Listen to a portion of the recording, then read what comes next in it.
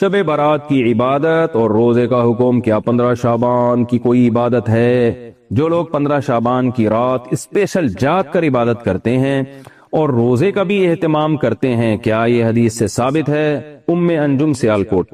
15 شعبان کا روزہ تو کسی صحیح حدیث سے ثابت نہیں ہے، اس لیے اس کو تو چھوڑ دینا چاہیے اس کو، اور کیونکہ ضعیف حدیث سے بہرحال کسی عمل کا ثبوت نہیں ہوتا۔ 15 شعبان کے روزے کے بارے میں جو حدیث ہے وہ ضعیف ہے، تو اس سے عمل ثابت نہیں ہوتا، اور باقی کوئی مخصوص عبادت نہیں ہے۔ اور 15 شعبان میں بہت اختلاف ہے علماء کا کہ یہ اس کی رات کی کوئی فضیلت ہے بھی یا نہیں، بہرحال جمہور اس کی فضیلت کے قائل ہیں، تو اگر کوئی اس کی فضیلت کی بنیاد پر عبادت کرنا چاہے تو عبادت کا کوئی مخصوص طریقہ نہیں ہے، جیسے چاہیں عبادت کریں، بلکہ مخصوص طریقہ ایجاد کر لینا یہ بدعت ہے۔ تو ہمارے حضرت ایک بڑی زبردست دلیل دیا کرتے تھے، ہمارے حضرت کی رائے بھی یہ تھی کہ وہ قائل نہیں تھے شب برات کی فضیلت کے، لیکن بہرحال جمہور علماء کا یہ قول ہے اور بڑے بڑے مفتیان کرام اس میں داخل ہیں، اس کو بدعت کہنا ٹھیک نہیں ہے، لیکن ان کے ایک ذوق تھا، وہ یہ کہتے تھے کہ اگر یہ اتنی فضیلت والی رات ہوتی تو اسلام کے مزاج سے پتہ چلتا ہے کہ اس کی تعیین میں اللہ کیا ڈال دیتے اختلاف کی، یا تو وہ 14 ہے یا وہ 15 ہے، ایک ان کا ذوق تھا۔ لیکن بہرحال جمہور کی رائے وہ بڑی مضبوط رائے ہے، وہ بھی بڑی مضبوط رائے ہے، ٹھیک ہے نا، اور فتویٰ بھی اسی پہ دیا جاتا ہے کہ اس رات کو عبادت کرے گا تو دوسری راتوں کی نسبت اس کو ثواب زیادہ ہے۔ وہ پٹاخے وٹاخے تو ہیں ہی نہیں، وہ تو لوگوں نے ویسے بنائے ہوئے، ان کا تو کوئی تعلق ہی نہیں ہے۔ مفتی صاحب عاملوں کے پاس جانا کیسا ہے؟ تو بہت دفعہ بتا چکا ہوں، کیوں مجھے چھیڑتے ہو عاملوں کے بارے میں؟ عامل سارے ایک جیسے ہوتے ہیں، کسی کے پاس مت جاؤ، ان کے پاس مسائل حل نہیں ہوتے، مسائل الجھتے ہیں، اور خواتین تو بہت بے وقوف بنتی ہیں عاملوں کے پاس، زندگیاں تباہ ہو گئی ہیں، برباد ہو گئی ہیں زندگیاں، ان کے پاس آپ کے مسائل کا حل نہیں ہے۔ وقتی فائدہ ہوتا ہے وقتی طور پر، اس سے لوگ متاثر ہو جاتے ہیں، اور وقتی فائدہ بھی ان کو ہوتا ہے جو ان سے عقیدت رکھتے ہیں، ان کے پاس جاتے ہیں تو نقصان بھی انہی کو ہوتا ہے، پھر فائدہ بھی انہی کو۔ آپ دماغ سے نکال دو تو نہ آپ کو نقصان ہوگا، یہ ذہن سے نکال دے کہ عاملوں کے پاس کچھ ملے گا آپ کو۔ اور عامل چاہے اہل حدیث ہو، چاہے دیوبندی ہو، چاہے بریلوی ہو، چاہے خلیفہ ہو، چاہے تبلیغ والا ہو، کچھ بھی ہو، کچھ بھی نہیں ہے ان لوگوں کے پاس۔ مسمر اعظم کے ماہر ہوتے ہیں، کچھ شعبدے بازیاں دکھا دیتے ہیں، اس سے لوگ متاثر ہوتے ہیں۔ ایک صاحب آئے، میں ریونڈ میں مقیم ہوں، عامل ہوں، میں نے کہا نکل لے یہاں سے پتلی گلی سے، ریونڈ میں مقیم ہے یا عامل ہے؟ جب عامل بول دیا تو مزید تحقیق کی ضرورت ہے ہی نہیں۔ ابھی آپ کو پتا ہے نا، لاہور میں ایک عامل مجھ سے ملنے کے لیے آیا، ہم لوگ کھانے پہ بیٹھے ہوئے ہیں، تعارف، میں نے کہا آپ کیا کہہ رہے ہیں؟ میں عملیات کرتا ہوں، جن چڑیل بھوت بھگاتا ہوں۔ مجھے غصہ اس پر آیا کہ ساری دنیا کو جیسے میرے بارے میں پتا ہے کہ میں 4 شادیوں کی ترغیب دیتا ہوں، اسی طرح ساری دنیا کو پتا ہے کہ میں عاملوں کے خلاف بولتا ہوں، تو اپنا کوئی اور تعارف کروا دیتے آپ، نہ بتاتے کہ میں عامل ہوں۔ اپنی بےزتی کرانے کا بعض لوگوں کو خود سے شوق ہوتا ہے، یہ ایسے جیسے ایس ایچ او کے صاحب پاس جا کے آپ کہہ رہے ہیں، ایس ایچ او پوچھتا ہے آپ کیا کرتے ہیں، کہتے ہیں میں چور ہوں۔ ایس ایچ او بولے گا مجھے کیوں بتا رہے چور ہوں یار، کچھ اور بول دیتا تو اب میں تجھے گرفتار نہ کروں تو یہ تو میری بے عزتی ہے۔ تو جب بھی کوئی چاہتا ہے نا کہ مفتی صاحب میری عزت کریں، تو یہ نہ بولا کرے کہ میں جن اتارتا ہوں، عملیات کا کام کرتا ہوں، تو پھر وہ اپنی بے عزتی کا خود ذمہ دار ہوگا۔ تو جب اس نے بولا کہ میں عامل ہوں، میں نے کہا یہ تو سارا ڈرامے بازی ہے، مجھے غصہ بھی آ گیا کہ اتنی عزت سے تعارف کروا رہے عامل ہوں میں، تو میں نے کہا تو ڈرامے بازی ہے۔ کہہ رہے ڈرامے بازی حضرت، واقعی میں جہاں جاتا ہوں وہاں جنات ہوتے۔ میں نے کہا ہوتے ہی تمہاری وجہ سے ہیں، تم نہیں جاؤ گے تو نہیں آئیں گے وہاں جنات۔ انگریزوں پہ آتے ہیں جنات؟ نہیں آتے۔ پتہ ہے ان انگریزوں پہ آتے ہیں جو پادریوں کے پاس جاتے ہیں علاج کے لیے، جن پادریوں میں بھی ایسے ڈرامے باز بہت ہیں، عیسائیوں میں نا، کہ جن اتارتے ہیں، روحانی عملیات کرتے ہیں، تو جو ان کے پاس جاتے ہیں ان پہ جن چڑیل بھوت بھی آتے ہیں۔ اور جو گورا لیب میں ہے، کوئی سائنسدان ہے، کوئی پڑھائی میں لگا ہوا ہے، جو ایجوکیٹڈ لوگ ہیں، بزنس میں لگے، ان پہ کچھ بھی نہیں آ رہا ہوتا۔ تو یہ سارا شروع سے ہی حساب کتاب ہی یہ عاملوں نے سارا خراب کیا ہوا ہے۔ ان کے بالکل لفٹ نہ کرائیں، کوئی بیماری آ رہی ہے فوراً نفسیاتی ڈاکٹر کے پاس جاؤ، آپ فوراً نفسیاتی ڈاکٹر، کیونکہ دماغی بیماریاں نا نفسیاتی ڈاکٹر پہلے مرحلے میں کنٹرول میں آ جاتی ہیں۔ وہ ہمارے ہاں کیا ہوتا ہے، جن چڑیل بھوت پہ ڈال کے نا اس کو بیڑا غرق ہو جاتا ہے، پھر ڈاکٹر سے بھی کنٹرول نہیں ہوتا۔ اور سورہ فلق سورہ ناس پڑھ کے دم کر لیا کرو، بالفرض اگر کوئی جن ہوگا بھی تو بھاگ جائے گا، نہیں تو بیگم کو بتاؤ جن آیا ہوا ہے، بھاگ جائے گا انشاءاللہ۔ جن کی بیگم کو بتاؤ، آپ کی بیگم سے نہیں ڈرے گا، جن اپنی بیگم سے ڈرے گا۔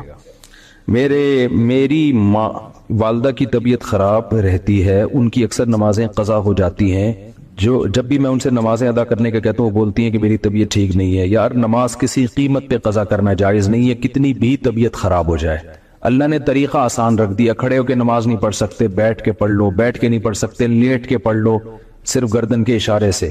تو نماز قضا کرنے کا اسلام میں کانسیپٹ ہے ہی نہیں، یہ جب واجب ہوئی تو بس ہمیشہ کے لیے ہو گئی, چھٹی ہے ہی نہیں اس میں, سوائے خواتین کو جو مینسز کے ایام میں اللہ نے یہ نفاس کا خون جو بچے کی ولادت کے بعد آتا ہے وہ ناپاک حالت میں ہوتی ہیں, اس کے علاوہ کسی کنڈیشن میں نماز چھوڑنا جائز نہیں. اور یہ گناہ کبیرہ ہے, یہ چھوٹا گناہ نہیں ہے, اس کو لوگوں نے بہت ہلکا سمجھ لیا ہے. اسلام اور کفر کا جو فرق ہے نا وہ نماز کا ہے. یہ ہو نہیں سکتا کہ وہ مسلمان بھی ہو, صرف یہی بدعت ہے یہ انڈیا, پاکستان اور بنگلہ دیش میں. باقی دنیا میں جہاں بھی جاؤ مسلمان ہوگا تو عرب تو سوال ہی پیدا نہیں ہوتا نماز چھوڑ دے. تو یہ ہمارے یہاں کی ایک بدعت ہے, یہ پتہ نہیں کہاں سے افغانی بھی نہیں چھوڑتے, افغانستان میں وہ بھی سب پڑھتے ہیں نماز. تو یہ جو ہے نا اس کو سیریس لینا چاہیے, نماز کو ہلکا نہیں لینا چاہیے.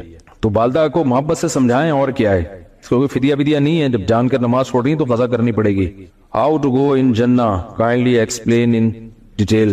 بھائی ڈیٹیل میں ایکسپلین تو پورا 1.5 گھنٹے کا بیان یہ پورا اسی پہ تو چل رہا تھا, پورے 2 گھنٹے کے میرے بیان اسی پہ تو ہو رہے ہوتے ہیں. نظریہ بھی ٹھیک کر لو, عمل بھی ٹھیک کر لو تو جنت میں داخل ہو جاؤ گے. 2 چیزیں چاہیے. قرآن نے کہا ہے ومن اراد الآخرہ وسعى لها سعيها وهو مؤمن. 4 شرطیں بیان کی ہیں جو اصل میں 2 ہی ہیں, لیکن جب ڈیٹیل میں آپ نے پوچھا نا تو 4 شرطیں. نمبر 1 من اراد الآخرہ, ہر عمل میں نیت اللہ کو راضی کرنا. ہر عمل میں نیت کیا ہو, اللہ کو راضی. وسعى, اور پھر عمل بھی ہو, کوشش بھی ہو, ہاتھ پہ ہاتھ رکھ کے بیٹھ جائے, نہ نماز پڑھ رہا ہے, نہ زکات دے رہا ہے, نہ روزہ رکھ رہا ہے, کچھ بھی نہیں کر رہا, تو وسعى, کوشش بھی کرے. نمبر 3 وسعى لها سعيها, کوشش بھی وہ جو اللہ نے بتائی ہے, اخپل طریقے سے اپنی کوشش کرے گا وہ نہیں. یعنی جس چیز کو اللہ نے کہا یہ کرو وہ کرے, جس چیز کو اللہ نے کہا نہیں کرو وہ نہ کرے. اپنی طرف سے آپ الٹے لٹک جاؤ. جیسے میں نے بیان میں کہا نا کہ ہندو اعتراض کر رہا ہے کہ یہ مولوی لوگ تو دیکھو شادیاں بھی کر رہے ہیں, گاڑیوں میں گھوم بھی رہے ہیں, تو اب وہ چاہ رہا ہے کہ ہم شادیاں بھی چھوڑ دیں, گاڑی میں کے بجائے ہم گدھے پہ آ جائیں. تو یہ کوشش تو ہوگی, لیکن یہ آپ کی بنائی ہوئی کوشش ہے, اس سے اللہ خوش نہیں ہوگا. میرا دل چاہ رہا ہے جلیبی کھانے کا, میں جلیبی چھوڑ دوں اللہ کی رضا کے لیے, تو اللہ کہے گا میں نے کب کہا میں جلیبی چھوڑنے سے خوش ہوتا ہوں. ہاں صحت کے لیے چھوڑ دے ایک الگ بات ہے. یہ میرا خربوزہ کھانے کو دل چاہ رہا ہے, میں کہوں میں اللہ کے لیے خربوزہ چھوڑ دوں گا تو اللہ خوش ہوگا. اللہ کہے میں نے خربوزے پیدا تمہارے لیے کیے ہیں تو کیوں چھوڑ رہا ہے بھائی تو. میں کہوں میرا انار کھانے کا دل چاہ رہا ہے, میں انار نہیں کھاؤں گا, اللہ خوش ہوگا خوش اللہ. اللہ کہے گا میں نے کب کہا کہ بھائی میں انار چھوڑنے سے خوش ہوتا ہوں. میرا پراٹھا کھانے کا دل چاہ رہا ہے, میں چھوڑ دوں پراٹھا اللہ کی رضا کے لیے, تو یہ اپنی بلائی بھی کوشش ہوگی, اس سے اللہ خوش.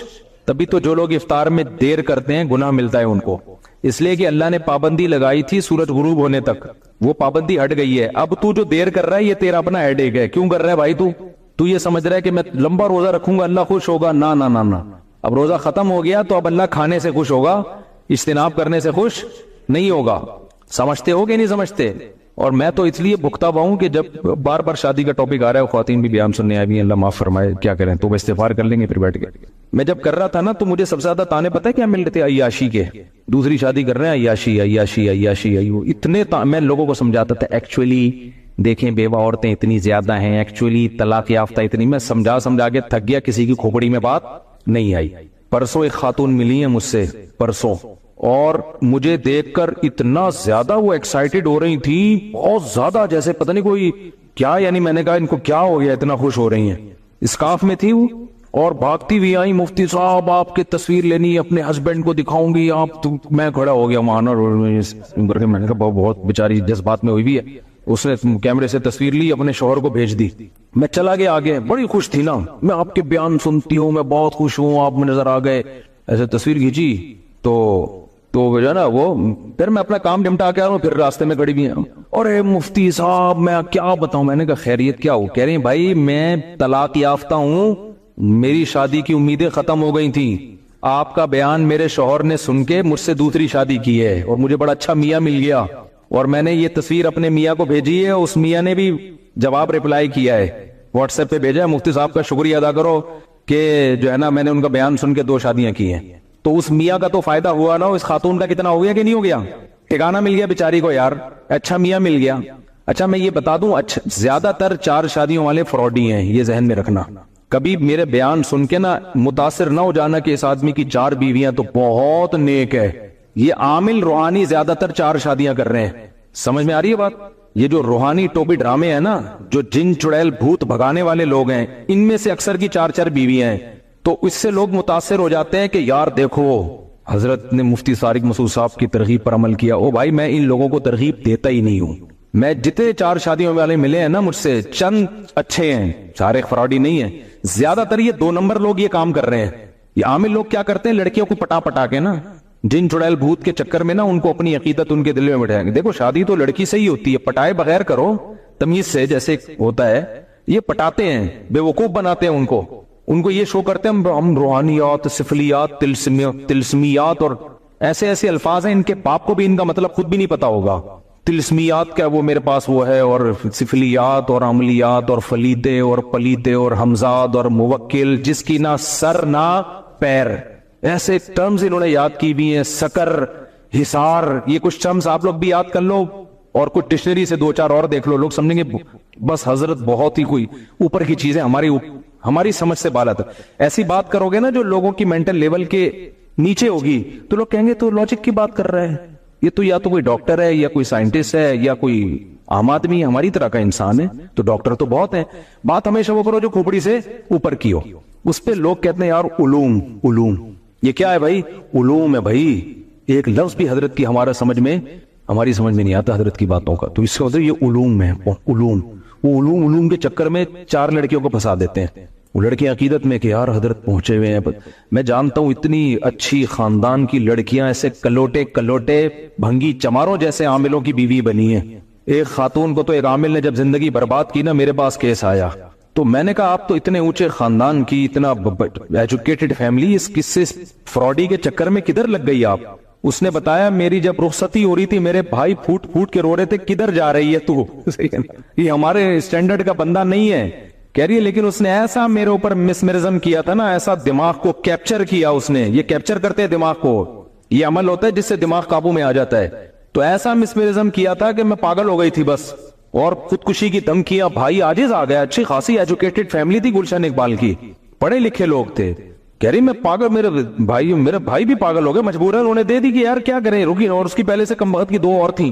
तो ऐसे ये लोग जो करते हैं ना 4-4 शादियां, तो मुझे आके बता भी रहे होते हैं कि मुफ्ती साहब मैंने 4 की है। मुझे अब खून के आंसू रोने का दिल करता है कि कमबख्त जिसको तो एक भी नहीं करनी चाहिए थी, ये काम पढ़े लिखे लोग, एजुकेटेड लोग, अच्छे खानदानों के लोग, शरीफ शुरफा लोग करें तो फिर इसकी बरकतें नजर आएंगी। ये इन लोगों के लिए ना छोड़ो, आमिलों के लिए। ये लड़कियों को पटाते हैं, मैं नहीं कह रहा सारे आमिल लड़कियों को पटाते हैं, मैं ये नहीं कह रहा, बहुत से नहीं भी पटाते होंगे, लेकिन उनमें दूसरी खराबियां होती हैं, मैं सब पे इल्जाम नहीं लगा रहा, लेकिन इनमें मेजॉरिटी ये काम कर रही होती है, क्योंकि इसमें तकवा लिल्लाहियत तो खत्म, बस ये ड्रामेबाजी चल रही है। तो आमिल झूठ बोले बगैर बन नहीं सकता, ये ध्यान में रखना। इनको इतना झूठ बोलना पड़ता है कि ये मजबूरी है इन बेचारों की। तो इसलिए ये झूठ बोल के फिर लड़कियां भी फंसाते हैं फिर बहुत, तो उनकी जिंदगियां तबाह होती हैं। कुछ खुश रह लेती हैं क्योंकि पैसा फिर इधर उधर का बहुत आ रहा होता है इनके पास। तो कभी भी इनसे मुतासिर ना हो, समझते हो कि नहीं समझते? तो वो बंदा सही बंदा था, जो खातून मुझसे मिली ना, और उन्होंने फिर शुक्रिया अदा किया, तो उन्होंने कहा कि आपके बयान सुन के मुझे एक अच्छा मियाँ मिल गया। वो अच्छा पढ़ा लिखा लड़का, जो सही अच्छे लोग हैं, जो बाकायदा घर रखने के लिए, बीवी को इज्जत मोहब्बत देने के लिए, घर बसाने के लिए शादी करने वाले लोग हैं, वो इतने शरीफ हैं, वो कहते हैं ये काम ही ठीक नहीं है, वो करते ही नहीं है, ठीक है ना। वो कहते हैं हम बीवी के आंसू नहीं देख सकते तो हम कैसे करेंगे? तो जब वो नहीं करेंगे तो फिर ये महंजू ये करते हैं। फिर 4 शादियां बदनाम भी होती हैं, 2 शादियां बदनाम होती हैं। ऐसे भी बहुत लोग हैं जो आए मेरे पास, मैंने उनसे कहा कि आप ना करो भाई, क्यों नीयतें ठीक नहीं है उनकी, तो वो तलाकें दे देते हैं। बहुत बड़े बड़े मसाइल हैं इसके, क्योंकि बयान जब जाना शुरू हुआ ना तो बहुत से लोगों ने इसका गलत फायदा भी उठाया है। अब गलत फायदा उठा रहे हैं, इस चक्कर में मैं बोलना छोड़ दूं, ये नहीं हो सकता, क्योंकि जरूरत सोसाइटी को बहरहाल है। तो वो खातून तलाक याफ्ता मिली, इतना खुश थी, कह रही मुझे आपके बयान की वजह से मुझे एक अच्छा मियाँ मिल गया। और ये एक वाकया नहीं है, ऐसे पहले बहुत से वाकयात हो चुके हैं। बीच रोड पे खातून ने गाड़ी रोक के उतरी थी मेरा शुक्रिया अदा करने, बीच रोड पे जाते हुए ड्राइविंग कर रही थी कि नजर पड़ी, एकदम गाड़ी रोकी, उतर के शुक्रिया अदा किया। वो अपने शौहर की पता नहीं तीसरी वाइफ थी। ऐसी मेरे भाई हजारों लाखों हैं जिनको मियाँ टाइप की कोई चीज नहीं मिल रही। आप कह सकते हो मिल रही होती, उनके स्टैंडर्ड की नहीं मिल रही होती। अब औरत को तलाक हुई है या बेवा हुई है तो उसका एक स्टैंडर्ड भी तो है ना। लोग कहते हैं जी रिश्ते बहुत हैं, कर क्यों नहीं लेती? भाई स्टैंडर्ड का रिश्ता नहीं है। एक डॉक्टर लड़की 8वीं पास से नहीं कर सकती शादी, ये नामुमकिन है। आप अपनी बेटियों बहनों को सामने रख के सोचो ना। नहीं आई मेरा ख्याल बात। लोग कहते हैं जी गरीबों से कर ले, आप कर लो अपनी बेटी बहन की शादी गरीब से। इंसान चाहता है मैंने जिस स्टैंडर्ड में अपनी बेटियों को रखा है ससुराल में, उतना बिल्कुल ना हो, थोड़ा सा कम हो, लेकिन कुछ तो हो ना। آپ اس کو ایئر کنڈیشن روم میں سلا رہے ہو, آپ اس کو پیزے برگر کھلا رہے ہو. شادی آپ ایسی لڑکی سے کرو گے جو اس کو مسور کی دال بھی نہیں کھلا, ایسے لڑکے سے کرو گے جو مسور کی دال بھی نہیں کھلا سکتا. تو یہ قربانی آپ کیسے اپنی بچیوں سے دلوا سکتے ہو؟ تو کچھ باتیں گراؤنڈ ریئلٹی سے میچ نہیں کرتی, وہ کہنے کی حد تک ہوتی ہیں, لیکن لڑکی کو اس کا کفو چاہیے, ہم پلہ چاہیے, جوڑ کا رشتہ چاہیے. ہمارے ایک جاننے والے بہت مالدار تھے, جب ان کی ڈیتھ ہوئی ہے نا تو ان کی وائف کے لیے دوسری شادی کے لیے پیغام آیا. اب جس نے پیغام بھیجا, میں نے ان سے کہا کہ میں نے کہا یہ جو خاتون تھی نا, ان کے شوہر آج کی حساب سے, وہ تو اس زمانے میں تو وہ بنتی تھی 1 لاکھ روپے پاکٹ منی, آج کے حساب سے وہ 1 لاکھ کا بس کم 10 لاکھ روپے ہوں گے, بہت پرانی بات ہے. میں نے کہا ان کی صرف پاکٹ منی 10 لاکھ روپے تھی, تو افورڈ کر لے گا؟ اس نے کہا نہیں بھائی 10 لاکھ تو میں نے خواب میں بھی, وہ لڑکی نے انکار کر دیا تھا ان کے رشتے کا نا. تو کہنے لگے مفتی صاحب تو آپ کہتے ہو دوسری شادی, میں تو کر رہا ہوں. اب لڑکیوں کے نخرے اتنے ہو گئے ہیں, ان کے الفاظ تھے لڑکیوں کے نخرے. میں نے کہا کیوں نہیں نخرے کرے گی بھائی, پہلا میاں اتنا مالدار آدمی تھا, وہ 10 لاکھ تو صرف پاکٹ منی دیتا تھا, یعنی آج کے حساب سے, اس وقت تو 1 لاکھ روپے دے رہے تھے. تو کوئی تو اسٹینڈرڈ ہوگا نا, وہ کیسے ایڈجسٹ ہوگی؟ تو اس کا حل یہ نہیں کہ کوئی بھی بھیج دے پیغام, اس کا حل یہ ہے کہ اسی کے ریلیٹیو, اسی برادری کے جو تاجر ہیں, اس کے کزن ہو گئے, اس کا سگا بھائی ہو گیا, یا اسی کے جو اسٹینڈرڈ کے لوگ ہیں اسی علاقے کے, وہ فوراً نکاح کا پیغام بھیجے. پھر کیوں نہیں کرے گی وہ شادی؟ تو بیوہ اب تک بیٹھی ہوئی ہے, وہ کئی سال ہو گئے. تو اسٹینڈرڈ کا عورت چاہتی ہے کہاں شادی ہو اس کی, منہ سے بول لیں اسٹینڈرڈ کا ہونا. تو یہ سب لوگ جب کریں گے تو ہر ایک کو اس کے اسٹینڈرڈ کا ملے گا. یہ نہیں ہوتا کہ کوئی بھی آئے اور ایک واقعہ سناؤ, آپ کو بہت مزہ آئے گا. یہ نام سے جانے دے, کوئی حرج نہیں ہے. ایک بندہ آیا میرے پاس, جب میں رابی پیرزادہ سے نہیں ملا تھا لاہور میں, رابی پیرزادہ نام ہے نا, رابعہ پیرزادہ, وہ جو ایکٹر تھی پہلے, پھر توبہ کر لی انہوں نے, دیندار بن گئی. لاہور میں میری ملاقات ہوئی, میں جب آیا تو عثمان نے مجھے بتایا کہ ایک بندہ ملنا چاہ رہا ہے آپ سے. اچھا, بندے کے میرا شکل کا مذاق اڑانا مقصد نہیں ہے اس کا, لیکن بات ہی ایسی ہو گئی, بندہ بلیک اتنا کہ شاید اندھیرے میں نظر نہ آئے. وہ بات اس نے ایسی کی نا, اب دیکھو باریک, نہ ایجوکیشن, کچھ بھی نہیں. اچھا اب کیا ہوا ہے کہ بھائی ہم سے تو اچھا ہی ہوگا, ہماری یعنی وہ اعمال کے لحاظ سے ہم سے اچھا ہی ہوگا, میرا مذاق اڑانا مقصد نہیں ہوگا. وہ ملنا چاہ رہا ہے, میں ایک دفعہ مل لیا, پھر دوبارہ پر عثمان نے بتایا کہ میں نے کہا اس سے پوچھو اس کو کام کیا ہے, کیوں بار بار مل رہے. کہتے ہیں وہ یہ کہہ رہے کہ میں رابی پیرزادہ کے لیے مجھے میرا نکاح کا پیغام آپ کے ذریعے بھجوانا چاہتا, میری وہاں شادی کرا.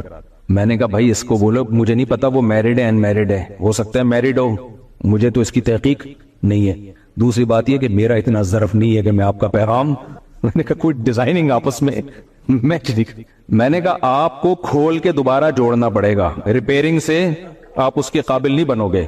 ریپیئرنگ سے نہیں, ریپیئرنگ بھی ہوگی نا, بیوٹی پارلر میں کتنی بھی ریپیئرنگ, تیزاب سے نہا لو آپ. تو میں نے کہا بھائی آپ کو نا اس کو ان کو بتاؤ, کھول کے دوبارہ جوڑنا پڑے گا آپ. اور جو عام مشینیں ہوتی ہیں کھل کے جوڑ جاتی ہیں, انسان ایک دفعہ کھل گیا نا جوڑتا نہیں. ریپیئرنگ والا میں نے کہا حساب کتاب نہیں ہے, تیزاب سے نہا لو شاید کچھ. تو میں نے کہا یار کچھ جوڑ کی بات کر رہے یار, کچھ بیچارہ تھا بھی غریب. مقصد مذاق اڑانا نہیں ہے کسی کا. اور آپ کو کیا پتا میں کس کی بات کر رہا ہوں, غیبت بھی نہیں ہے, کسی کو کیا پتا, قصہ بھی اس وقت کا ہے جب میں وہاں ملاقات کر کے آیا تھا. تو اب وہ کہے کہ یار دیکھو رابی پیرزادہ میں اتنا تکبر ہے, میں بھی تو مسلمان ہوں, میں نے پیغام بھیجا, تو یہ بات صحیح ہوگی؟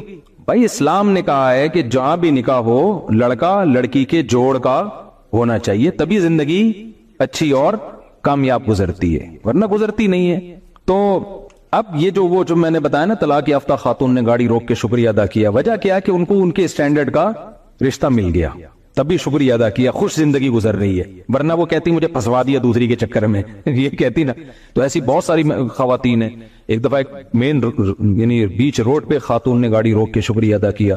ایک خاتون نے کہا میں اپنے شوہر کی تیسری بیوی ہوں, میرے بچے بھی میرے شوہر نے رکھ لیے اور مجھے زندگی مل گئی. یہ اتنا, اس طرح کی سینکڑوں خواتین ہیں جو اب نکاح سے مایوس ہو چکی ہے. ہماری سوسائٹی میں ان کو ٹھکانے لگانے کا, ان کو عزت کی زندگی دینے کا کوئی حل نہیں ہے. تو ہم اس لیے پاگل ہوئے ہم چیخ رہے اس پہ. ہمیں ضرورت نہیں ہے, مجھے کیا ضرورت ہے, میری تو 4 ہو گئی ہیں. پہلے تو لوگ کہتے شاید اپنی کے چکر میں ہیں, تو ہمیں کیا ضرورت ہے یار, ہم تو دکھڑا رو رہے ہیں. ہم مردوں کو عیاشی پہ نہیں ڈال رہے ہیں, ہم چاہ رہے ہیں کہ عورت کو عزت کے ساتھ گھر میں ٹھکانہ ملے. ہاں تو یہ میرا پہلے بھی فلسفہ تھا, تو میں لوگوں کو بتاتا تھا, لوگوں کو مانتے ہی نہیں تھے, بس یہی کہ عیاشی عیاشی. پھر میں نے کہا ان لوگوں کو سمجھانے سے بات, میں نے کہا ہاں عیاشی کر رہا ہوں, پھر لوگ آتے تھے نا کیوں کر رہے ہو شادی مجھ سے, میں نے کہا بھائی عیاشی کا دل چاہ رہا ہے میرا. کہہ رہے کیا مطلب آپ مولوی ہو عیاشی کر رہے ہو؟ میں نے کہا اپنے خرچے پہ کر رہا ہوں نا, بھیک مانگ آپ کے خرچے پہ کر رہا ہوں, میں کر رہا ہوں, میرے دل چاہ رہا ہے عیاشی کرنے کا. تو حرام عیاشی تھوڑی حلال ہے, تو آپ کا کیا مسئلہ ہے؟ تو جب یہ کہتے تھے نا پھر چپ ہو جاتے تھے. پھر کیا ہو جاتے تھے, پھر میں لوگوں کو میں کہتا یار میں اگر نہاری کھاتا ہوں اپنے خرچے پہ آپ کو اس پہ اعتراض نہیں ہے, میں اگر برگر کھا رہا ہوں آپ کو اس کے, تو میں ایک اور شادی کر رہا ہوں تو آپ کو اس پہ کیوں اعتراض ہے؟ تو ایسے فضول باتیں ہیں. تو اس لیے لوگوں کو زیادہ ڈیٹیل میں جانے کی ضرورت نہیں ہے. آپ کر رہے ہو نا, لوگ اعتراض کر رہے ہیں ٹھرکی ہے عیاشی ہے, کہ بھائی ہے یار, کہ ہم تو ہے بھائی, ہمیں تو شوق ہے عیاشی کرنے کا. تو اگر کوئی حرام ہے تو بتاؤ, پھر ہم نہیں کریں گے. اگر حلال ہے تو بھائی ہمیں تو اللہ نے کیا کہا, اللہ میاں نے دنیا کی نعمتوں میں سب سے بڑی نعمت تو بیوی کو قرار دیا ہے. اور قرآن نے کیا کہا ہے, زُيِّنَ لِلنَّاسِ حُبُّ الشَّهَوَاتِ مِنَ النِّسَاءِ, اللہ نے مردوں کی نظر میں جو دنیا میں سب سے اٹریکٹیو چیز بنائی ہے نا, وہ برگر نہیں بنایا, وہ پیزا نہیں بنایا, وہ لڈو نہیں بنایا, وہ جلیبی نہیں ہے, وہ گاڑیاں نہیں ہیں, وہ بنگلے نہیں ہیں. اللہ نے مرد کے لیے, یہ حضرت بھی بوڑھے ہیں لیکن خوش ہو رہے ہیں بہت زیادہ.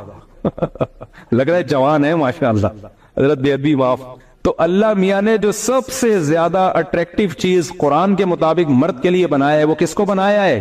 عورت کو بنایا ہے. ہاں اس کو ذلیل مت کرو کہ ٹیشو پیپر کی طرح استعمال کرو, اس کی ذمہ داری لو, اس کو عزت کے ساتھ بیوی بنا کے گھر لے کر آؤ, اس کے بچوں کی کفالت کرو, اس کے باپ کو اپنا باپ بناؤ, اس کی ماں کو اپنی ماں بناؤ. فادر ان لا, مدر ان لا, برادر ان لا اور سسٹر ان لا, یہ سارے ان لاز آ جاتے ہیں نا جہیز میں. کیا خیال ہے, گرل فرینڈ سے کچھ بھی نہیں آتا, ہمیں جہیز بھی یہی ملا ہے. وہ والا جہیز تو ہمیں وہ ملا بھی نہیں. سالے میرے ماشاءاللہ ہول سیل کے حساب سے سب کو رسپیکٹ دینی پڑتی ہے. تو سسرز ہیں, ساسز ہیں, ٹھیک ہے نا. تو اللہ میاں نے کہا تو بھائی اگر لوگ تنگ کیا کریں نا, بولے ہاں بھائی ہم کیا کر رہے ہیں, ہمیں عیاشی کرنے جاؤ ایسی کی تیسی. تو میں یہ کہہ رہا تھا قرآن میں اللہ نے کیا کہا, حب الشہوات من النساء, سب سے زیادہ اٹریکٹیو ہم نے تمہارے لیے کس کو بنایا ہے؟ عورت کو بنایا ہے. تو وہ ناجائز بھی ہے, وہ جائز بھی ہے. ناجائز عذاب ہے اور جائز کیا ہے؟ برکت ہے, رحمت ہے. ابراہیم علیہ السلام اللہ کے خلیل, انہوں نے نکاح کیا. ابھی میں نے بیان میں حضرت موسیٰ کا تذکرہ کیا نا, اللہ کو کتنے محبوب تھے موسیٰ کلیم اللہ. میں نے بتایا نا بیان میں, بار بار اللہ پروناؤن کی جگہ موسیٰ کا نام لے رہے ہیں, لمبی لمبی باتیں کر رہے ہیں. موسیٰ علیہ السلام کو جب مدین گئے تو وہ جو لڑکی آئی اس کے والد نے ایک دفعہ آفر کی کہ میں ان 2 بیٹیوں میں سے ایک کا آپ سے نکاح کرنا چاہتا ہوں, 10 سال بکریاں چرانی پڑیں گی. حضرت موسیٰ نے کہا کہ ابے بھائی 10 سال بکریاں چراؤ پھر ایک عدد بیوی, میں دنیا سے مجھے بالکل بھی لگاؤ نہیں مجھے نہیں کرنی یا عیاشی, میں ایسے ہی زندگی گزاروں گا, اللہ اللہ کروں گا. نہ موسیٰ علیہ السلام نے فوراً کیا, ذالک بینی و بینک, ہاتھ بڑھائے, میرا آپ کے ساتھ ایگریمنٹ کیا ہے, مجھے بیوی چاہیے, 10 سال بکریاں چرانے پر کیا ہوں میں راضی. فوراً قبول کر لیا. اس لیے علامہ ابن کثیر نے لکھا کہ اتنی بڑی فضیلت ہے نا نکاح کہ کلیم اللہ نے 10 سال مہر میں بکریاں چرائی ہیں, اتنی بڑی فضیلت ہے. اور اس کے بعد بھی موسیٰ علیہ السلام نے نکاح کی ہیں. بائبل میں ہے کہ 4 بیویاں موسیٰ علیہ السلام کی تھیں, تو کلیم اللہ کتنی شادیاں کر رہے ہیں؟ 4 شادیاں کر رہے ہیں. تو مجھے اور آپ کو کیا تکلف کی پھر ضرورت ہے بھائی, ہم کون ان سے زیادہ نیک ہیں کیا؟ اور سب سے بڑی ہو تو ہمارے پیغمبر کو تو دنیا سے رغبت ہی نہیں تھی. 24 گھنٹے میں ایک دفعہ بمشکل کھانا کھاتے تھے آپ کا گھر دیکھو کیسا تھا, جس بستر پہ سوتے تھے کوئی گدا نہیں تھا. حضرت عمر ایک دفعہ آپ کے گھر گئے تو کھجور کی چٹائی کے نشانات جسم پہ پڑے ہوئے ہیں. حضرت عمر کہتے ہیں میری آنکھوں سے آنسو نکل گئے, دیکھا ایک پیالہ پڑا ہوا ہے, اسی میں پینا بھی ہے اسی میں کھانا بھی ہے, کوئی برتنوں کا ڈنر سیٹ گھر میں موجود نہیں تھا. 40 دن گھر میں چولہا جلنے کی نوبت ہی نہیں آتی. کیوں؟ اس لیے کوئی ایسی چیز ہی نہیں تھی جس کو پکائیں. کھجور پانی پہ 40 دن گزارا ہو رہا ہے. یہ تو دنیا میں آپ نے رکھی ہے.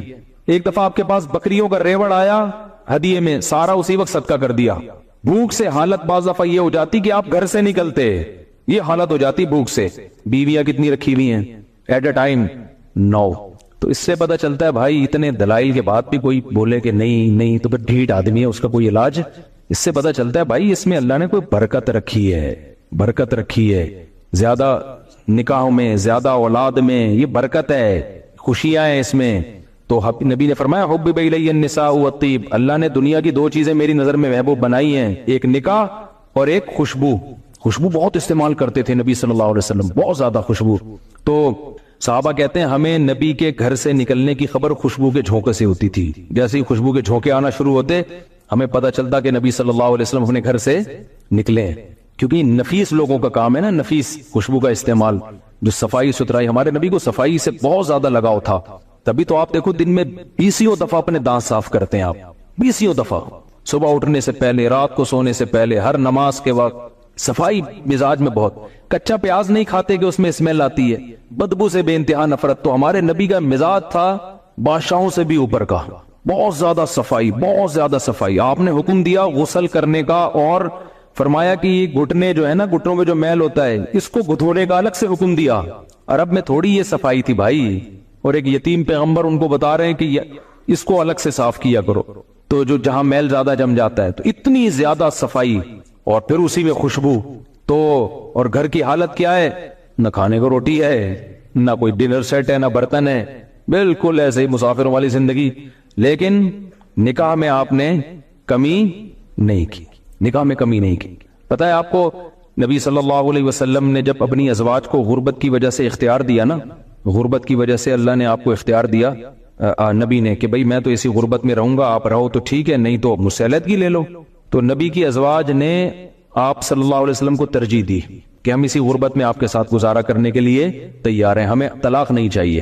تو اللہ نے اس کا صلہ یہ دیا کہ نبی پہ پابندی لگا دی مزید نکاح کرنے پر، کہ جو آپ کی 9 بیویاں ہیں، انہوں نے اتنی قربانی دی، اسی غربت میں قربانی دی ہے، اور اب آپ کے ساتھ رہنے پر یہ آمادہ ہیں۔ گھر میں کھانے کو روٹی نہیں ہے، لیکن انہوں نے کہا کہ ہمیں نبی کا ساتھ چاہیے، تو اللہ نے پابندی لگائی، لا یحل لک النساء من بعد، اے نبی اب آپ کے لیے مزید نکاح کی اجازت نہیں ہے، اب ان پہ سوگن نہیں آ سکتی۔ جب انہوں نے قربانی دی ہے تو اللہ بھی کہہ رہا ہے۔ آگے اللہ نے کیا پھر حدیث سے یہ بات ثابت ہے کہ اللہ نے یہ پابندی نبی سے اٹھائی، مگر نبی نے نکاح کیا نہیں۔ اس کے بعد اللہ نے پابندی اٹھا دی۔ جب اللہ نے پابندی اٹھائی نا، تو حضرت عائشہ نے فرمایا، ما ارا ربک الا یسارع فی ہواک، یا رسول اللہ میں تو دیکھتا ہوں آپ کا رب آپ کی خواہشات کا بڑا خیال کرتا ہے، اس نے آپ کو مزید شادیوں کی دوبارہ اجازت دے دی ہے۔ بلکہ حضرت عائشہ کے الفاظ یہ نہیں ہے کہ اب میں دیکھتی ہوں کہ آپ کا رب آپ کی خواہشات کا خیال کرتا ہے، بلکہ حضرت عائشہ کے الفاظ، ما ارا ربک، میں تو سمجھتی ہوں اللہ آپ کی خواہشات پوری، اللہ آپ کی بس خواہشات پوری کرنے میں لگا ہوا ہے۔ حضرت عائشہ کو تو غصہ آیا تھا نا کہ مزید کی اجازت مل گئی، تو اللہ تو آپ کی خواہشات کے پیچھے ہے، در پہ ہے کہ بس آپ کی نبی کی خواہش پوری کرنی ہے، تو اجازت دو ان کو۔ لیکن نبی نے کی نہیں شادی پھر دوبارہ۔ تو اس سے پتہ چلتا ہے بھائی یہ جو ہمارے مذہب کا حصہ ہے، یہ اس میں قناعت، کوئی اچھا کام آپ نہ کریں، آپ ٹینشن اٹھانے کے لیے تیار نہیں ہیں، آپ سمجھتے ہو میرے خرچے بڑھ جائیں گے، پہلی بیوی کی طرف سے ری ایکشن ہوگا، پٹوں گا، بدنامی ہوگی، آپ میں تپڑ نہیں ہے تو نہ کرو بھائی۔ لیکن اس کو کوئی اچھا کام نہ سمجھو کہ ایک پر اکتفا کوئی ثواب کا کام ہے۔ اسلام میں زیادہ کرنا ثواب کا کام ہے۔ اس کی وجہ یہ کہ صرف آپ کی خواہش پوری نہیں ہوتی، ایک عورت کو ایک اچھا مرد مل جاتا ہے، زنا سے بچ جاتی ہے، ساری زندگی کا نان نفقہ، کیونکہ اسلام میں نکاح اور گوروں میں نکاح میں بڑا فرق ہے۔ گورا جب شادی کرتا ہے تو چائے کی پیالی بھی بیوی کو نہیں پلاتا، وہ ساری زندگی میاں بیوی خود کماتے ہیں، خود کھاتے ہیں۔ اسلام میں شادی کا مطلب کیا ہے کہ آپ نے عیاشی کی نیت تھی آپ کی، بھلے کر لی، اب ساری زندگی کی رسپانسبلٹی کس کی ہے؟ اب آپ کی ہے۔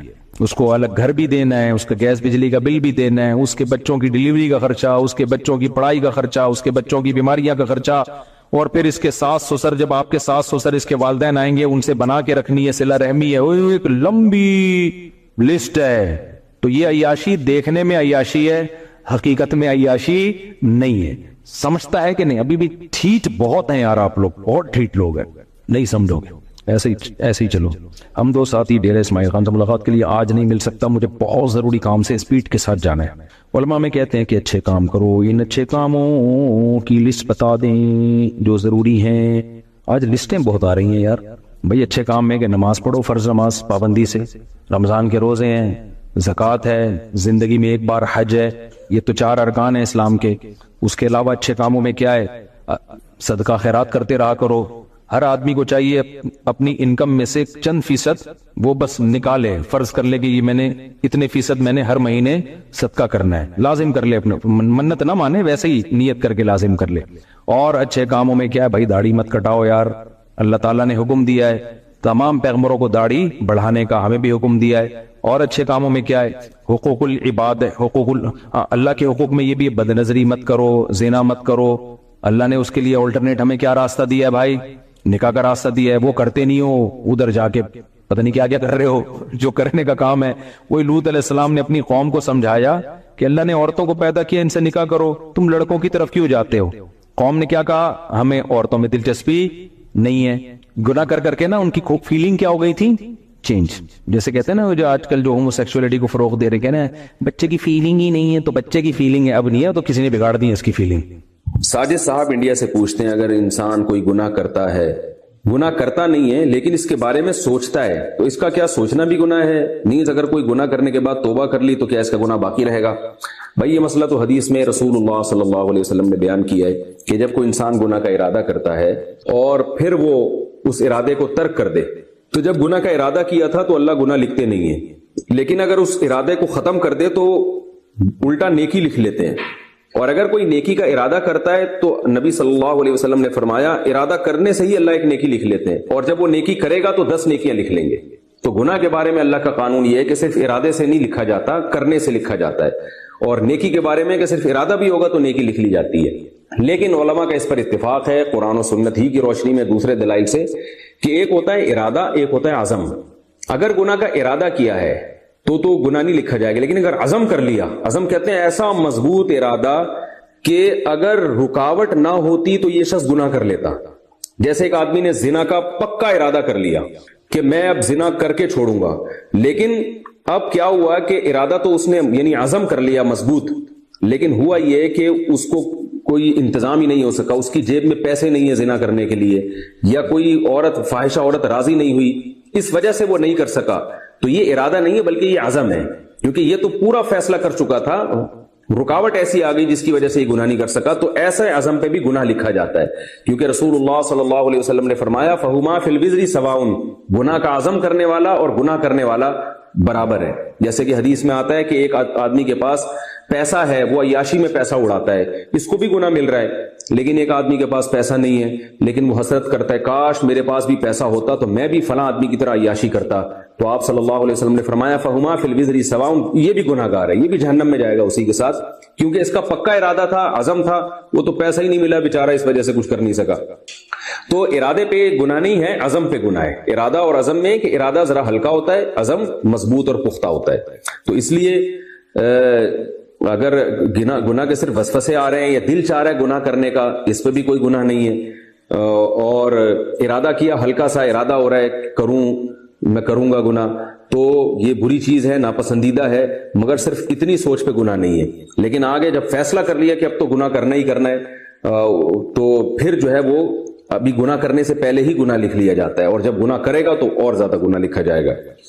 باقی یہ کہ اگر کوئی سچے دل سے توبہ کرے، توبہ کا مطلب اس کو معاف، یعنی پہلے جو ہو چکا گناہ اس پہ اس کو ندامت ہو، اس وقت گناہ کو چھوڑ دے اور آئندہ نہ کرنے کا پکا عزم اور ارادہ کرے، تو ایسی صورت میں اللہ تعالیٰ اس کے گناہ کو معاف کر دیتے ہیں. قرآن و سنت میں یہ بہت کثرت سے اللہ نے اس مضمون کو بیان کیا ہے کہ من تاب وآمن وعمل عملا صالحا فاولئک یبدل اللہ سیئاتہم حسنات، کہ اللہ ان کی گناہوں کو نیکیوں سے بدل دیتے ہیں. اس کی دو تفسیریں ہیں، ایک تو یہ کہ واقعی گناہ کے بدلے اللہ نیکیاں ڈال دیتے ہیں، اور ایک تفسیر اس کی یہ بھی ہے کہ وہ اتنا اچھا بن جاتا ہے کہ اس کی اللہ تعالیٰ تلافی کر دیتے ہیں، آئندہ اس کو نیکیوں کی توفیق مل جاتی ہے. واٹس ایپ اور فیس بک کے امیجز کا حکم.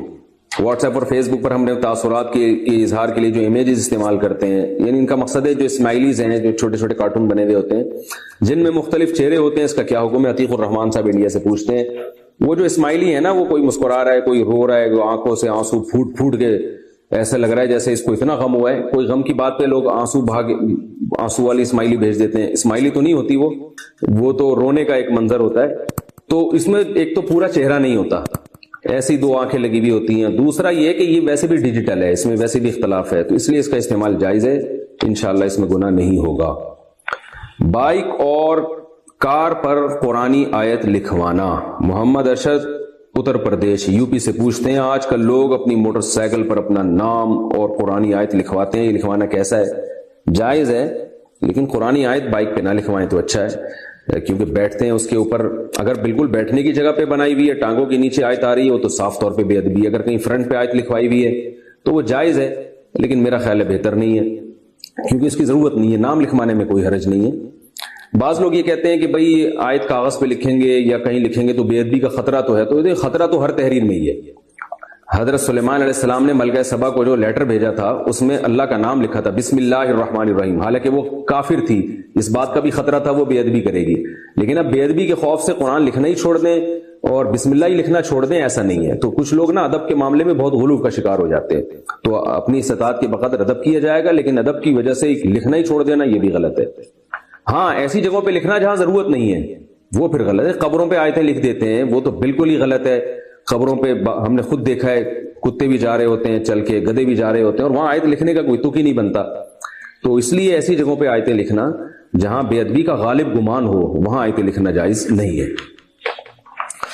رشتہ داروں کو کتنا سمجھائیں؟ امیر صاحب راول پنڈی سے پوچھتے ہیں، میرے رشتہ دار ہیں جو شادی میں گانا کروا رہے ہیں اور گانے والے پیسے بھی لاکھوں میں دیے، گانے والوں کو پیسے بھی لاکھوں میں دیے، کیا ان کی شادی میں شرکت کرنا جائز ہے؟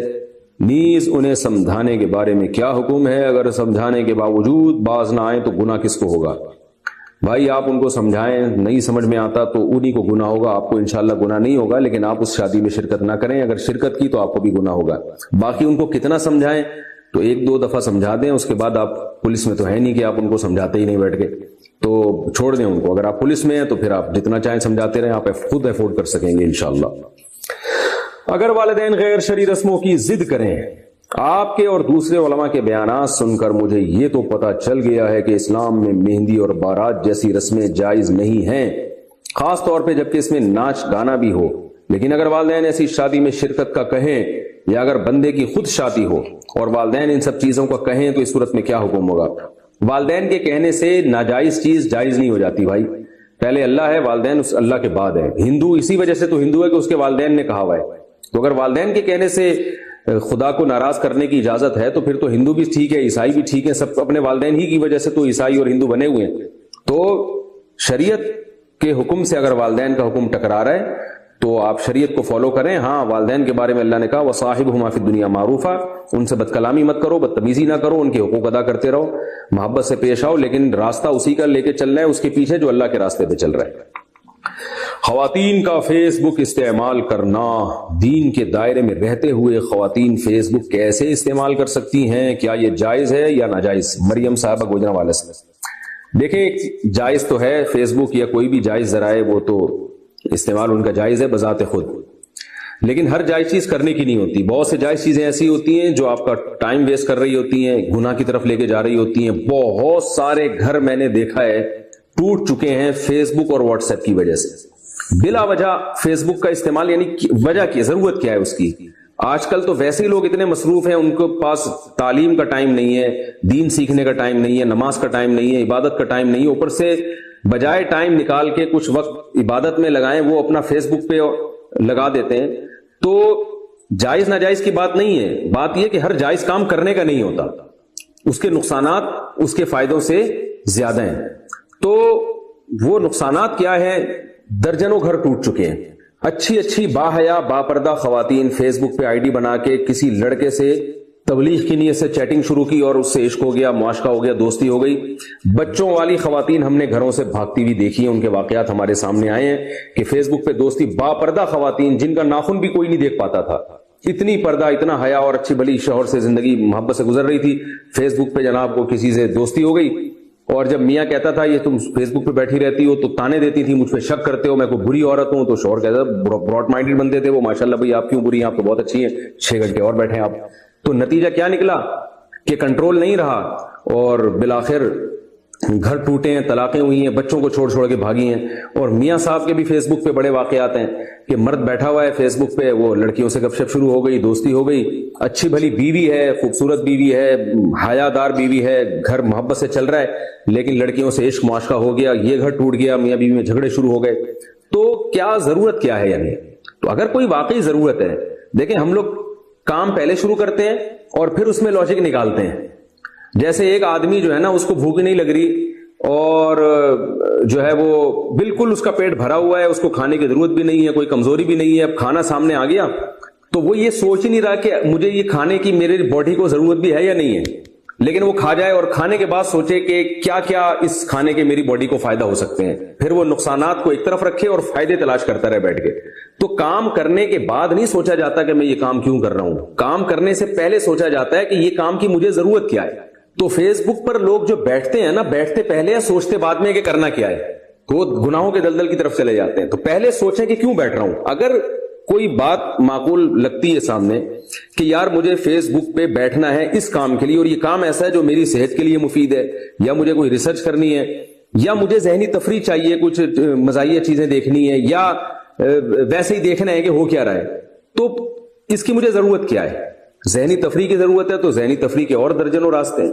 پھر بھی اگر آپ کو کوئی ضرورت محسوس ہوتی ہے, آپ کے دل نے عقل نے یہ گواہی دی کہ بھائی یہ واقعی میری ایک ضرورت ہے, کچھ دیر مجھے فیس بک پہ بیٹھنا چاہیے, وہ آپ جانے, آپ کی ضرورت جانے, تو اس کے بعد پھر آپ نے جب یعنی یہ کام کرنا ہی ہے تو پھر پہلے اس کے سائیڈ ایفیکٹ آپ سوچیں کہ بھئی یہ نقصان بھی ہو سکتا ہے, یہ بھی ہو سکتا ہے. اس نقصان کی تلافی کا پہلے انتظام کریں. اور اس میں سب سے ایک اہم چیز جو ہے, آپ اپنی ذات کو سامنے رکھ کر خود فیصلہ کر سکتے ہیں کہ مجھے کیا کیا نقصان ہو سکتے ہیں, یا بیوی شوہر کے بارے میں, شوہر بیوی کے بارے میں کہ ہم دونوں کو کیا نقصان ہو سکتے ہیں. وہ تو ہر آدمی خود فیصلہ کرے گا. لیکن ایک کامن چیز میں آپ کو بتاتا ہوں کہ اگر یہ استعمال کی واقعی ضرورت بھی ہے تو یہ چھپ کے بند کمرے میں نہیں ہونا چاہیے. بیوی اگر فیس بک استعمال کر رہی ہے تو شوہر کے سامنے, شوہر کو پتا ہو کہ اس کی آئی ڈی کس نام سے, اس آئی ڈی پہ کیا کیا میسج جا رہے ہیں. شوہر اگر کر رہا ہے تو بیگم کے سامنے ہو, بیگم یہ دیکھو یہ فیس بک ہے, یہ میں تمہارے سامنے میں یہ جو بات کر رہا ہوں یہ تمہارے ابا ہیں, ٹھیک ہے نا, یہ تمہارے ماموں ہیں. یہ کوئی ایسا نہیں ہے کہ نام وسیم بھائی ہے اور پیچھے کوئی حسینہ بیٹھی ہوئی ہے, ایسا کچھ نہیں ہے اس میں. اور ایسے بھی واقعات ہوئے ہیں کہ لڑکی سے چیٹنگ ہو رہی ہے, بعد میں پتا چلا وہ لڑکی نہیں, اس بندے کا بڑا بھائی ہے, وہ لڑکی بن کے اس کو لڑکا سمجھ کے چھیڑ رہا ہے اور یہ لڑکی سمجھ کے اس کو چھیڑ رہا ہے. اس سے لوگوں کی عزتیں بھی بہت خراب ہوئی ہیں اور گھر ٹوٹے ہیں اس سے. تو اور بے حیائی, ٹک ٹاک کے نام پہ جو بے حیائی اور بےغیرتی لڑکیاں پھیلا رہی ہیں, اس میں بھی فیس بک کا استعمال بہت زیادہ ہے. تو فیس بک ہے یا سوشل میڈیا ہے, بہت سوچ سمجھ کے استعمال کریں. اللہ کو قیامت کے دن جواب دینا ہے. اور بیوی اگر فیس بک استعمال کرتی ہے تو شوہر کی پرمیشن کے بغیر اس کے لیے بالکل حرام ہے. شوہر کو شرعاً یہ اجازت ہے کہ وہ اپنی بیوی پر پابندی لگا سکتا ہے کہ میں آپ کو فیس بک پہ آئی ڈی نہیں لگانے دوں گا. اگر شوہر پابندی لگاتا ہے تو بیگم پر لازم ہے کہ وہ اس پابندی پر عمل کرے, کیونکہ اس کو یہ رائٹ ہے حدیث کی روشنی میں کہ شوہر بیوی پر یہ پابندی لگا سکتا ہے کہ میری مرضی کے بغیر آپ گھر سے باہر نہیں نکلو گی, گھر میں کسی کو آنے نہیں دو گی. تو گھر میں کسی کو فزیکلی داخل کر دینا, یہ اس کا آج کل اتنا خطرہ نہیں ہے جتنا آپ فیس بک کے ذریعے آپ نے 100 بندوں کو گھر میں داخل کر لیا. یعنی فیس بک کے ذریعے تو عورت کا 100 کیا 1000 افراد سے رابطہ ہو سکتا ہے, تو وہ سارے گھر میں آ ہی گئے ہیں گویا کہ. وہ جو ہے نا, وہ امریکہ میں بیٹھ کے بھی آپ کے گھر میں ہے, وہ چین میں بیٹھ کے بھی وہ بندہ آپ کے گھر میں موجود ہے. تو ایسے یعنی حالات میں آپ فیس بک اپنی بیگم کو کھول کے دے دیتے ہیں کہ وہ ٹھیک ہے جی میں اعتماد کرتا ہوں. میں نہیں کہہ رہا کہ آپ اپنی بیویوں پہ شک کریں, ان کو غلط نظر سے دیکھیں, لیکن اسلام نے ایک باؤنڈری کھینچی ہے, ہر چیز کی ایک حدود ہوتی ہیں. تو فیس بک استعمال کرنا ہو ضرورت سے تو پھر اس میں یہ ہے کہ آپ شوہر بیوی کو کہہ دیں کہ بھائی یہ ایسی خفیہ آئی ڈی نہیں بنے گی اور جو کچھ چیٹ ہوگی میرے سامنے ہوگی, ٹھیک ہے نا. آپ کو کوئی خاص بات کرنی ہے اپنے ابا سے آپ کریں, جو خفیہ باتیں کرنی اماں سے کریں, اپنی بہن سے کریں, اپنے بھائیوں سے کریں. وہ کالیں میں سنوں گا نہیں, میں ریکارڈ نہیں کروں گا, وہ ریکارڈ کرنا خامخواہ کا تجسس ہے. لیکن اگر ابا اماں بھائی چاچا ماموں کے علاوہ کسی سے بات ہو رہی ہے تو کیا بات ہو رہی ہے یہ مجھے میری پرمیشن کے بغیر نہیں ہو سکتی, مجھے پتا ہونا چاہیے. یہ اللہ اس کے رسول کا حکم ہے. اتنی نگرانی بھی اگر گھر میں نہیں ہوتی تو پھر جو ہے وہ گھر نہیں ہے. تو اس لیے تاکہ ان چیزوں کے فائدے ہم اٹھائیں اور سائیڈ ایفیکٹ سے ہماری حفاظت رہے. میں یہ نہیں کہہ رہا کہ بار بار چیٹ جا کے گھسیں اس میں چوہے کی طرح, دیکھیں کہ آج میری بیگم نے کس کو السلام علیکم کہا. ایک عمومی قانون بنا دیں. وہ بعض لوگ چوہے کی طرح ہر چیز چیک کر رہے ہوتے ہیں نا, جا کے گھستے ہوتے ہیں, یہ تو پھر بدگمانیاں ہیں. ایک عمومی بتا دیں کہ بھائی بیگم بند کمرے میں یا شوہر بھی بند کمرے میں فیس بک یوز نہیں کرے گا, کنڈی لگا کے انٹرنیٹ کا استعمال نہیں ہوگا. فیس بک کیا کنڈی لگا کے انٹرنیٹ کا استعمال ہی نہیں ہونا. جو ہوگا دروازہ کھلا ہے, بیگم صاحبہ فیس بک پہ بیٹھے ہیں, میاں فیس بک پہ بیٹھے, یوٹیوب کی کوئی ویڈیو دیکھ رہا ہے, کنڈی نہیں لگے گی. بس یہ کنڈی کو اگر آپ نے فوکس کر لیا تو انشاءاللہ اسی میں یہ 99% مسائل حل ہو جائیں گے. مسئلہ سارا رضائی میں گھس کے اور کنڈی لگا کے ہوتا ہے. رضائی میں گھس کے بیگم صاحبہ چیٹنگ کر رہی ہیں یا کنڈی لگا کے میاں صاحب یوٹیوب پہ بیٹھے ہوئے ہیں, تو مسئلہ سارا کیا ہے, یہ جو ہے نا کنڈی کا مسئلہ ہے. تو گھر سے کنڈی نکلوا دیں آپ. تو دیکھیں یہ پھر فیس بک کا استعمال میں انشاءاللہ اس کے پھر فائدے زیادہ ہوں گے, نقصان انشاءاللہ کم ہو جائیں گے. اچھا بھائی, کڈنی ڈونیٹ کرنے کا حکم کیا کڈنی یعنی گردے ڈونیٹ کرنا اسلام میں جائز ہے؟ اگر جائز ہے تو کن شرائط پر؟ اگر ناجائز ہے تو کیا سامنے والے کی جان اس سے بچ سکتی ہو تو بھی ناجائز ہوگا؟ بنت آدم کراچی سے پوچھتی ہیں۔ دیکھیں اس بارے میں جو بر صغیر کے علماء ہیں اکثر ان کی رائے یہی ہے کہ انسان کے جو پارٹس ہیں وہ اس کی امانت ہیں، وہ کسی کو ڈونیٹ نہیں کر سکتا۔ آپ کسی کی جان بچا سکتے ہیں، ڈوبنے والے کو باہر نکالیں، آگ میں جلنے والے کو باہر نکالیں، یا کوئی کسی کو علاج کی ضرورت ہے اس کو کا علاج کر دیں آپ، یہ جانوروں کے اعضاء بھی استعمال کر سکتے ہیں، لیکن اپنے باڈی کی جو کانٹ چھانٹ ہے اتنا زیادہ کسی کی جان بچانے کے لیے کہ اپنے جو ہے نا وہ اعضاء ڈونیٹ کر دینا، تو یہ چونکہ اللہ کی طرف سے ایک امانت ہے آپ کے جسم کے اعضاء، اور یہ آپ کسی کو ڈونیٹ نہیں کر سکتے۔ علماء کی ایک بہت بڑی جماعت کی یہی رائے ہے، اور یہی ہمارے بر صغیر اور پاکستان کے اکثر محقق علماء کی یہی رائے ہے کہ کسی کی جان بچانے کی کوشش تو بہت اچھی بات ہے، قرآن میں آتا ہے جس نے ایک انسان کی جان بچائی اس نے گویا ساری انسانیت کی جان بچا لی، لیکن جان بچانے کی کوشش کی بھی ایک لمٹ ہے، اس سے زیادہ آپ نہیں کر سکتے، اور اس میں یہ بھی ہے کہ اپنے پارٹس آپ اس کو نہیں دے سکتے، البتہ وہ پارٹس جو دوبارہ نکل آتے ہیں جیسے جگر، لیور جو اگر آپ ڈونیٹ کرتے ہیں تو لیور تو دوبارہ بھی نکل آتا ہے، تو لیور ڈونیٹ کر سکتے ہیں، خون دے سکتے ہیں کسی کو، یہ سب چیزیں تو ٹھیک ہے، لیکن جو ہے وہ کڈنی ڈونیٹ کر دینا یا آنکھیں ڈونیٹ کر دینا اس کی اکثر علماء کی رائے میں اجازت نہیں ہے۔ اور بعض علماء جو عرب علماء ہیں یا مجمع الفقہ الاسلامی ہے وہاں بھی بڑے بڑے محقق علماء ہیں، ان کی رائے یہ ہے کہ اگر آپ کی اپنی جان نہ جاتی ہو دوسرے کی جان بچانے میں، یعنی آپ کے گردے میں ڈاکٹر کہہ دے کہ اگر آپ ایک گردہ دوسرے کو دیں گے تو آپ کی زندگی پہ کوئی فرق نہیں پڑے گا، آپ ایک گردے کے سہارے بہت اچھی طرح سے جی سکتے ہیں، تو ایسی صورت میں گنجائش ہے کہ دوسرے کو گردہ ڈونیٹ کیا جا سکتا ہے۔ تو اختلافی مسئلہ ہے اور دونوں طرف بڑے بڑے محقق علماء ہیں، لیکن اتنی بات ہے کہ جو علماء جائز کہتے ہیں وہ یہ شرط بہرحال لگاتے ہیں کہ جو ڈونیٹ کرنے والا شخص ہے اس کی جان کو یا اس کے ایسا نہ ہو کہ اس کو پھر ڈائلسس پہ آ جائے وہ، یا اس کا اپنا ایک گردے پہ وہ جی نہ سکے، اگر ایسی صورت ہے تو پھر تو بالکل حرام ہے، پھر تو سب کا اتفاق ہے اس پہ۔ لیکن جو علماء جو جائز کہنے والے علماء ہیں وہ یہ کہتے ہیں کہ اگر دو گردوں میں سے ایک گردہ اگر آپ کسی کو دیتے ہیں، کڈنی کسی کو دیتے ہیں، اور جو ڈونیٹ کرنے والا ہے اس کے اپنی باڈی کو نقصان نہ ہوتا ہو اس سے، تو پھر وہ اس کی گنجائش دیتے ہیں۔ تو جب بڑے بڑے محقق علماء کا کسی مسئلے میں ایسا اختلاف ہو تو کسی بھی عالم کی جس پر اعتماد ہو اس کی رائے پر عمل کیا جا سکتا ہے۔ دیکھیں کوشش یہ کیا کریں کہ ایسے کام نہ کریں کہ کڈنی خراب ہو جائے، یہاں تک نوبت آئے کہ ایسی مشکوک چیزوں کی طرف ہم جائیں۔ کوشش یہ کریں کہ یہ گردے جو ہے نا، میں نے بڑے بڑے ڈاکٹروں سے سنا ہے جو کڈنی کے اسپیشلسٹ ہیں کہ یہ گردہ انسان کا اتنا ڈھیٹ ہے کہ یہ اتنے آرام سے خراب نہیں ہوتا۔ گردہ جب خراب ہوتا ہے جب گردے کے ساتھ بہت زیادہ کئی عرصے تک نافرمان یعنی ناانصافی ہوتی رہی اس کے ساتھ، تو آپ کسی کڈنی کے اسپیشلسٹ سے پہلے رابطہ کر لیں، پوچھ لیں کہ بھائی کڈنی کی حفاظت کے لیے کیا کیا کرنا پڑتا ہے۔ دو چار چیزیں ہیں جن میں احتیاط کریں گے تو گردے ہمیشہ چلتے رہیں گے، جن میں بہت بڑی دو چیزیں، ایک بلڈ پریشر اور ایک شوگر۔ تو بی پی کی بیماری پیدا ہونے سے پہلے ایسے کام کر لیں کہ بلڈ پریشر نہ ہو، شوگر کو ہونے ہی نہ دیں آپ۔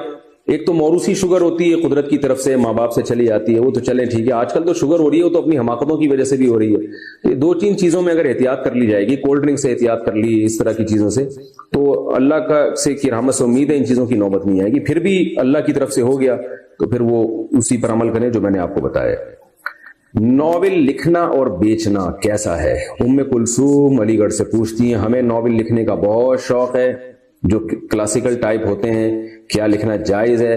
اور اس کو پبلش کرا کے جو آمدنی ہوتی ہے کیا وہ حلال ہے؟ بھائی اگر اس میں کوئی ایسا مضمون نہیں ہے جس میں لوگوں کو برائی کی طرف دعوت دی جا رہی ہو یا خواہشات نفسانیہ کو ابھارا جا رہا ہو، جیسے کوئی ایسے ناول ہوتے ہیں جو فحش لٹریچر پر مشتمل ہوتے ہیں، تو اگر ایسا نہیں ہے تو ایک مباح چیز ہے، جائز چیز ہے، لیکن آپ جو ہے نا اس میں کچھ خیر کا عنصر ڈالیں، ناول لکھیں ایسے ناول جس میں سبق ہو، اور دوسرا نیت لوگوں کو اردو سکھانے کی ہو۔ اردو ناول ہے، نیت یہ ہو کہ بھئی اردو ایک بہت بڑی زبان ہے، ہماری ملک کی بھی قومی زبان ہے، اور یہ تو علی گڑھ سے پوچھ رہے ہیں، انڈیا میں بھی بہت، یعنی اصل میں ہندو اور مسلمانوں دونوں کی یہ تو مشترکہ زبان ہے، تو اس کے سے فائدہ یہ ہوگا کہ اردو کے پروموٹ ہونے سے ہمارا کلچر باقی رہے گا۔ جو زبانیں ختم ہوتی ہیں نا تو اپنے کلچر کو بھی لے کے چلی جاتی ہیں وہ، تو ہمارا تاریخ سے رشتہ ختم ہو جائے گا ہمارا۔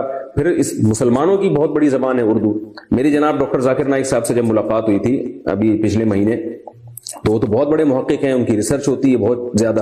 انہوں نے فرمایا کہ اسلام کی دوسرے نمبر پر سب سے بڑی زبان اردو ہے.